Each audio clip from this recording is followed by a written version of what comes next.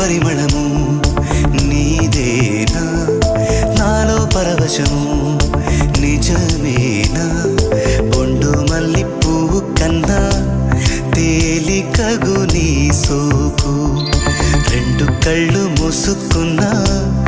లాగు మరి నీ వైపు సొగసును చూసి పాడ